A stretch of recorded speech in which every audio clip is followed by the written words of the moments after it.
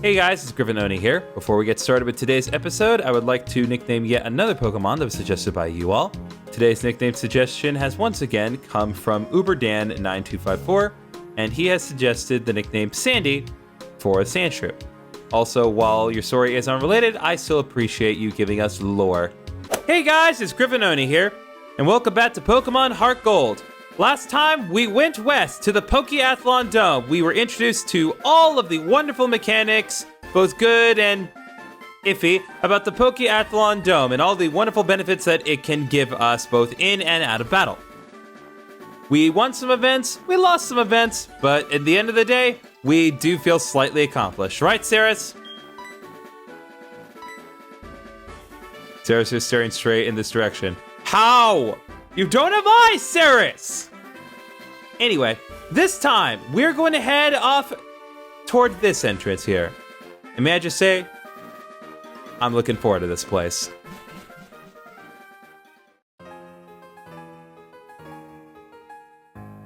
Welcome to the National Park. Relaxation Square for everyone. Natural Park. National Park. God. This is one of my favorite areas in the game, just because of the music alone. It is so nice. I believe that's our photographer friend here, right? Oh, just at least expected. I'm Cameron the photographer.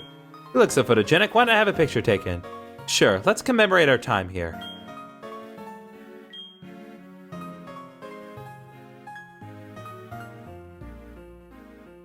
There's our squad, and Kenya in the back. Good. We got a nice picture. You can see all the pictures on your PC. Beautiful. What a just utterly relaxing place this is. Pay attention, please. We'll have to quit thinking like a teacher all the time. You must be a Pokemon trainer. Since you're working so hard, I want you to have this. We got the Quick Claw. Oh my god, very useful item. Let a Pokemon hold that Quick Claw. Sometimes it will strike first during battle. Yes, so the Quick Claw is an item that makes it so your Pokemon will occasionally take extra priority regardless of whether or not it is faster. So, it's a pretty nice item, especially if you're raising a particularly slow Pokemon. Now, I'm not really raising any especially slow Pokemon, although a Rhydon could stand to be a little faster, but it might come in handy later on. We'll see. Now, let's talk about, let's talk to you. It's fun having a Pokemon out of its Pokeball to walk with it, but the Pokewalker is a whole new dimension. We will talk about the Pokewalker later. We're not doing it today. My mom can't take my Pokemon and tells me not to play with it indoors. But hey, I keep it in my Pokewalker. That way I'm always with it. Okay, guys. Another time. I promise we'll talk about the Pokewalker, but it's not going to happen today. What do you have to say? I take walks in the park, but I never go into the grass. Trainers always want to battle. Now then, there are a couple things I do want to try to get, because there is a couple things I need to try to find. I think right there is one of the things I need to find. Here's my entry point, right here. I want to go down this way. I want to grab this. Found a Soothe Bell. My goodness, this is the item I was thinking of at episode 17. I'm sorry I got my notes a little mixed up. The Soothe Bell. Very useful item. So what it does, it's a bell with a comforting chime that calms the holder and makes it friendly. So this simply raises the friendship rate with a Pokemon while it is holding this item. So for right now, I'm going to give Saris the Soothe Bell, but we are going to be using it for more than one purpose in this game, trust me. Now then, I want to address this real quick. The wall is very rocky. Will a Pokemon's move scale it? We're going to want to remember this specific wall. There's nothing we can do about this right now, but we do want to remember this scalable wall, because later on, it'll give us a reason to come back here to the National Park, and it's important that we do that. Now, what do you have to say? I am out of breath. I've been running to try to charge the Pokewalker. I get it, game! God! They really want me to talk about the Pokewalker. Not doing it. What is this notice? No ball playing allowed other than Pokeballs. National Park Warden's Office. What other ball playing would you do here? Were people trying to play baseball here? May not look like it, but I have many Pokewalkers on me. Oh god, you're one of those. They make a loud noises as I walk. Maybe taking a stroll isn't as easy as I thought. I'm not going to talk about the Pokewalker today. I will at some point, but not today, guys. I can't do it today. But speaking of the Pokewalker, well, not so much a Pokewalker, but I'm guessing some of you are wondering, okay, so the Pokewalker was introduced in Gen 4, and they were advertising in this game. What exactly were they talking about in Gen 2? Well, it's actually interesting. So in Gen 2, they actually talked about an entirely different piece of hardware. They talked about the Game Boy printer. Now, you kids nowadays don't even probably use printers much, but back then, being able to use the Game Boy printer and being able to take pictures of things and print it out from your Game Boy, back in the day, that was a big deal. Choosing the Game Boy printer today would be a colossal undertaking, as getting both the paper and the ink cartridge that you need to make it work is an absurd undertaking. But if you can make it work, it is pretty cool what you can accomplish with just a Game Boy camera. Now then, I'm going to go ahead and take a minute to fight some of the trainers here, because there are some trainers in the grass. Additionally, while I do that, I am going to talk about one new Pokemon that we can find here for now. There's a lot to unpack with the national park, but only in a very specific bit of circumstances. So let's get started. The world is deep. There are still lots of things we don't know, but I know more than you do. That's just rude. Anyway, for the immediate moment, there is only one new Pokemon to catch in the national park. And that Pokemon is Sunkern. Now, let's get the obvious out of the way. In terms of overall base stats, Sunkern is objectively the weakest Pokemon in the game. While I still consider Unknown to be the overall worst one, I will at least acknowledge that Sunkern has inferior stats. That said, even though this is not a great Pokemon, there is far more going for it than it would appear. First of all, its moveset is excellent. It gets Mega Drain as early as level 5 and learns a lot of relatively uncommon status moves, including Worry Seed and Grass Whistle. While it does take a while to get its better moves, it gets both Giga Drain and the rare Seed Bomb through level up. And once it is able to evolve into Sunflora with a Sunstone, it does get a considerable boost to most of its stats, including having base 105 special attack, which is more than 3 times as powerful as it was before. It also gets access to Petal Dance and Leaf Storm through level up, which are some of the best special grass type moves in the game. The only thing really holding Sunflora back is that it's as slow as it ever was as a Sunkern, and as such, it will get outsped by nearly everything, which is not good when you're a grass type in Johto. That said, even though Sunkern is the weakest Pokemon in the game, you might want to consider catching it. And for one reason that some of you may not have suspected, Sunkern, and specifically Sunkern, not Sunflora, is one of the only Pokemon in the entire game to potentially have perfect performance stats for the Pokeathlon. I'm not kidding.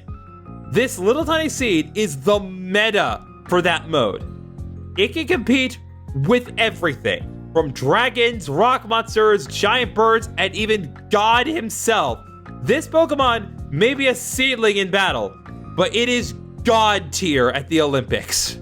Okay, that takes care of every Pokemon trainer that is in the national park. Now, before we do anything else, I actually want to go back just a bit. And the reason why will be apparent in just a second, but the first thing I need to do is I need to use the PC to heal. Or at least use the scummy heal method that I previously discussed. Now then, I want to talk to this man here real quick. Today's Saturday. That means the bug catching contest is on today. The rules are simple. Using one of your Pokemon to catch a bug-type Pokemon to be judged. Would you like to give it a try? We will, but not just yet.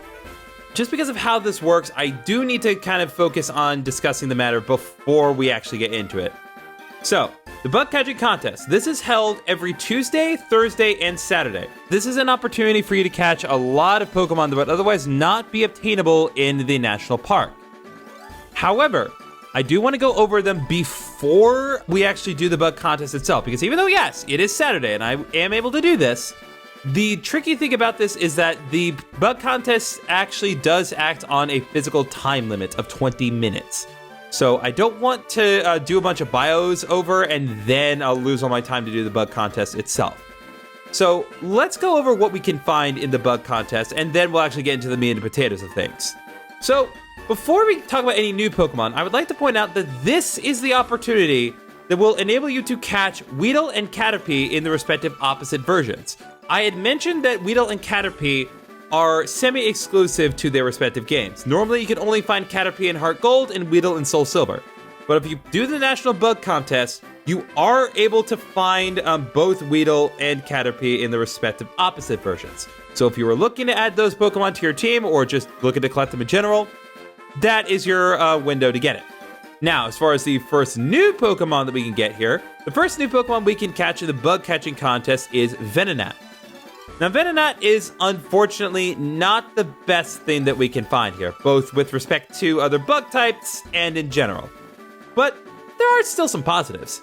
It has an admittedly decent move pool, learning the powder moves early on, coming with confusion, and learning Signal Beam, Zed Headbutt, Poison Fang, and Psychic through level up. And it does have decent special attack and speed, made all the better once it evolves into Venomoth at level 31. Unfortunately, after evolving, Venomoth's other stats are either average at best or mediocre at worst. Its defenses are seriously lacking, which is not good when you have multiple common weaknesses. And even though learning Psychic-type moves does help it stand out, it's not a Psychic type, so it doesn't get the same type of attack bonus that most Psychic types would get. Honestly, it just comes down to Venomoth being outclassed as a Bug type and a Poison type. There are just too many Pokemon that can do Venomoth's job better.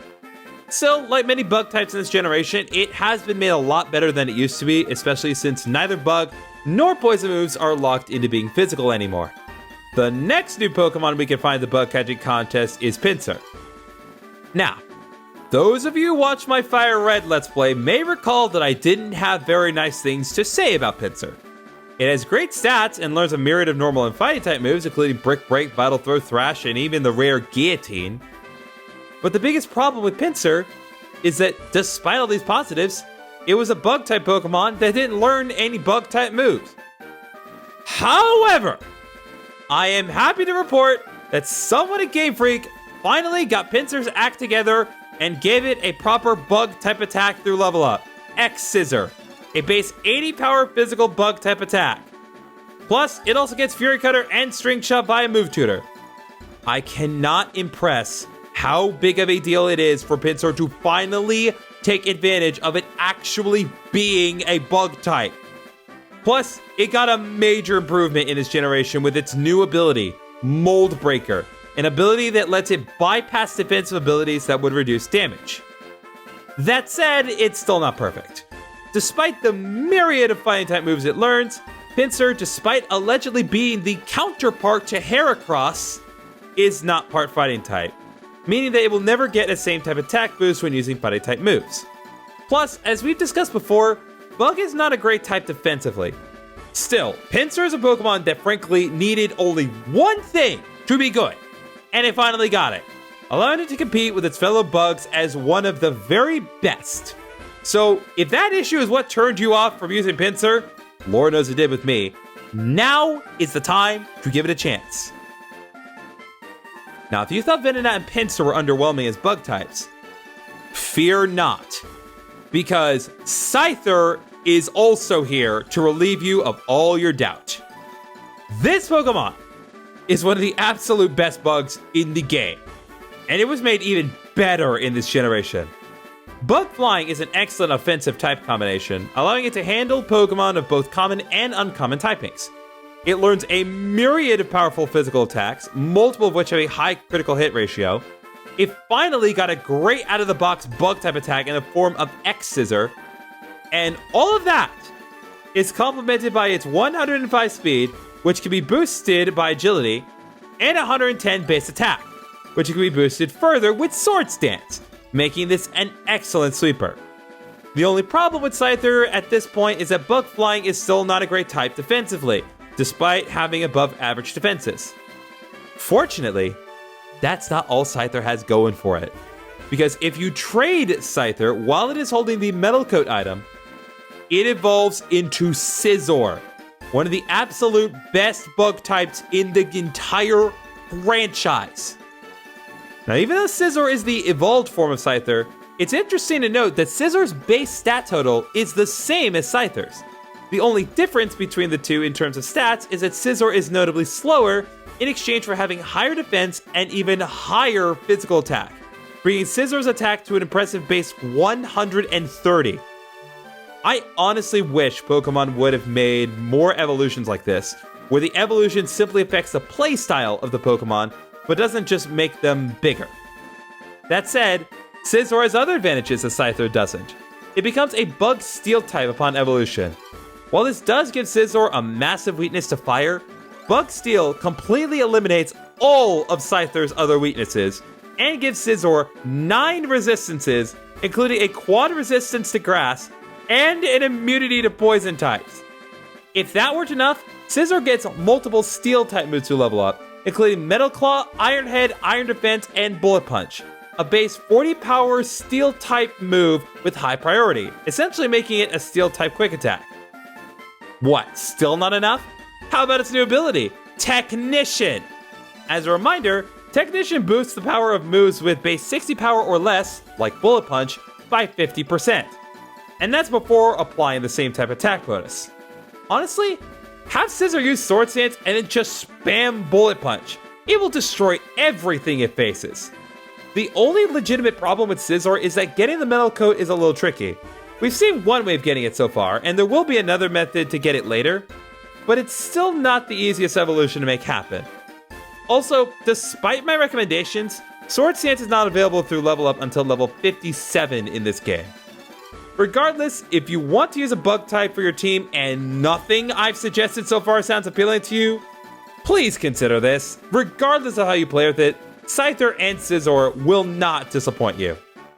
Now, as far as the bug catching contest itself goes, there are 3 rules. You can only use the Pokemon at the head of your party, so whatever you choose to use, that is going to be at the front. Rule number 2. You only have 20 minutes and 20 Sport Balls to catch a Pokemon. It's the physical time limit that warranted me going over the Pokemon you can catch here first. And it is worth pointing out that you can only keep 1 Pokemon for the contest, but you are free to swap out Pokemon that you find by catching a new one. And rule number 3. Your final Pokemon will be determining the winner. Now, what exactly determines it? There are a lot of factors. The level affects it, the point value affects it, and then whether or not the Pokemon is shiny all affects the odds of it winning. As far as recommendations to get high point values, Scyther and Pinsir are very rare, but they have very high value. Beedrill and Butterfree are also pretty good substitutes if you are not willing or able to try to go for Scyther or Pinsir. Now, with all that said, let's do the actual bug contest itself. I've given a lot of preface to this, but we need to actually get to work. So I'm going to put a Rhydon in the front of this, because I feel that Rhydon is going to be the best Pokemon to help me out with this. So let's do the contest itself. Today's Saturday. That means bug catching contest is on today. Rules are simple. Using one of your Pokemon, catch a bug-type Pokemon to be judged. Would you like to give it a try? Yes, sir. Uh-oh, you have more than one Pokemon. You have to use Rhydon, the first Pokemon in your party. Is that okay with you? Yes. Fine. Well, hold on to your other Pokemon while you compete. That doesn't seem safe at all. There's a PC over there. Current Pokemon were left with the contest helper. Here are the Sport Balls for the contest. Everyone received 20 Sport Balls. Person gets the strongest bug Pokemon is the winner. You have 20 minutes. If you run out of Sport Balls, you're done. You can keep the last Pokemon you catch as your own. Go out and catch the strongest bug-type Pokemon you can find. Alright, let's get started. Like I said, we do want to try to go for some rare Pokeball, well, more rare Pokemon. It is worth pointing out, in the bottom screen, you'll see with the UI, you can actually see the number of Sport Balls that I have left. I've been trading Pokemon to inflict status problems for this contest. Interesting. That's why I brought Rhydon to this as well.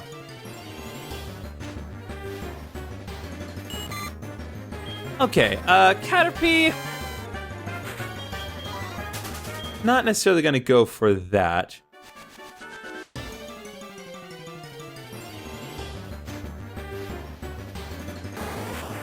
Oh my goodness. Well, I'm not necessarily going to go for Kakuna right now. You'll notice that the UI is also slightly different, so you see kind of a bug catcher's net here, and then the number of sport balls that we have left. So I guess we could start with Kakuna and then kind of work our way out, because there are rare Pokemon that I would rather try to get instead of Kakuna.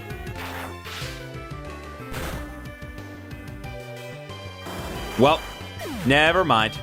All right, for now, we're going to go for catching this Metapod here, or not. I don't necessarily need this Metapod, but I do need to at least have something in the race. Come on.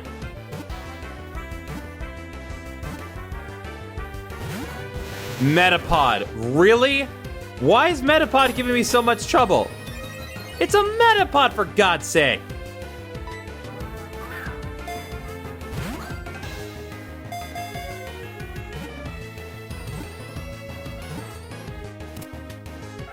Okay, jeezums. Is this for all the times I've refused to catch a Metapod previously? Metapod's data has been added to the Pokédex, consequently. Metapod's a cocoon Pokemon. Inside the shell, it is soft and weak as it prepares to evolve. It stays motionless in the shell. Alright, so we've caught a Metapod. And as we can see with the UI, it actually does display the Pokemon that we are wagering for now. Oh, that was a critical hit. My God. I thought we were going to one-shot Butterfree for a second. Oh, give me a break. Do these sport balls have, like, negative multipliers? I swear. I know Butterfree's not the easiest thing to catch, but certainly cannot be this hard. What am I going to do if I actually find a Scyther? Alright, Butterfree has been caught. So now Butterfree's data has been added to the Pokédex as a result. Butterfree, the butterfly Pokemon. It collects honey every day. It rubs honey onto the hairs on its legs to carry it back to its nest. Yes, I think I will go ahead and swap Butterfree with the Metapod. We'll stick with that for now, unless I can find a Scyther or a Pinsir or a shiny. If I find a shiny Pokemon, that takes absolute precedence above anything else. Even Weedle. Despite the fact that this is literally the only way I can get Weedle in this game.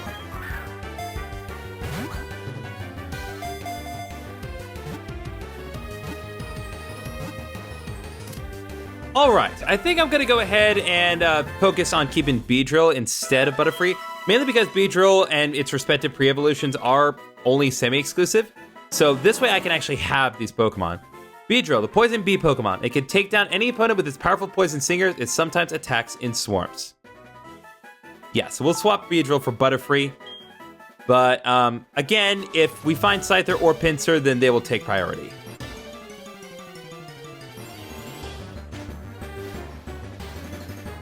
Oh, there we go. There's a Scyther.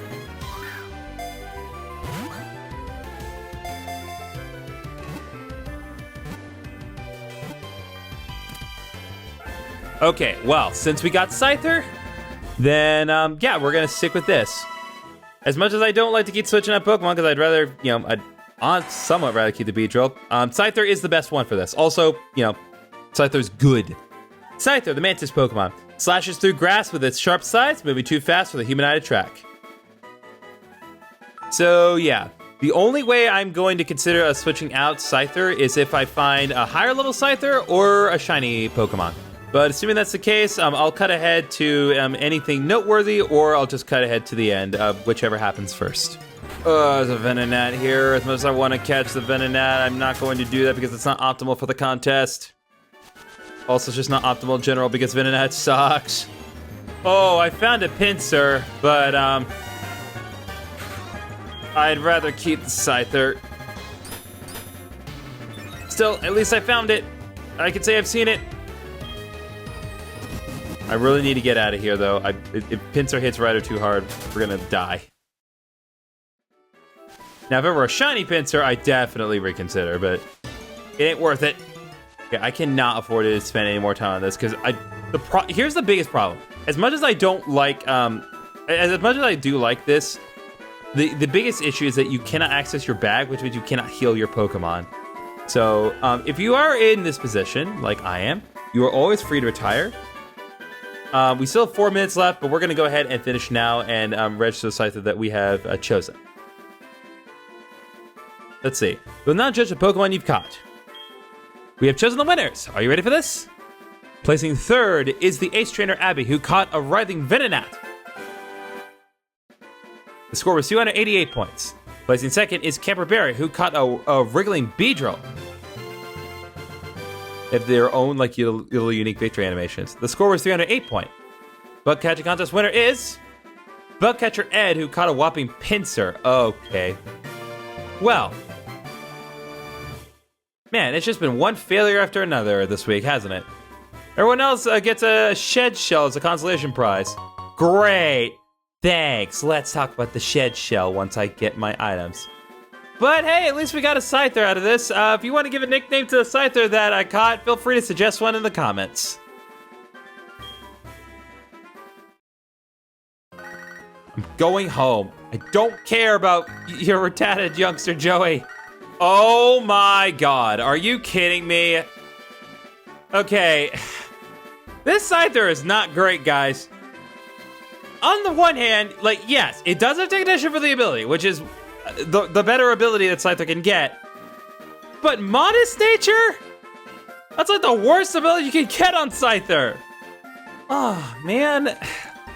This just isn't my day today. Now, as much as I would love to end this episode here, there actually is still one more thing that we need to do. Because there's still one Pokemon not accounted for. It's not you, Caterpie.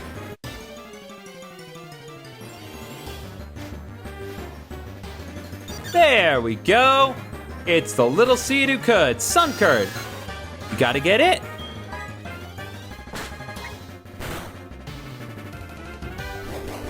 We do have to be extremely cautious, though, because Sunkern is, again, the weakest Pokemon in the game.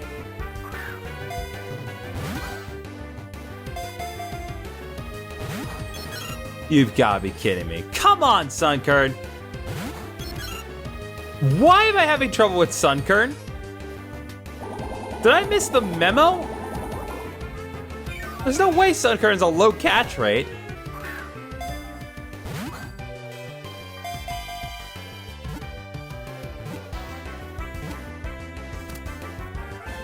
There we go. Sunkern has been caught. Thank goodness.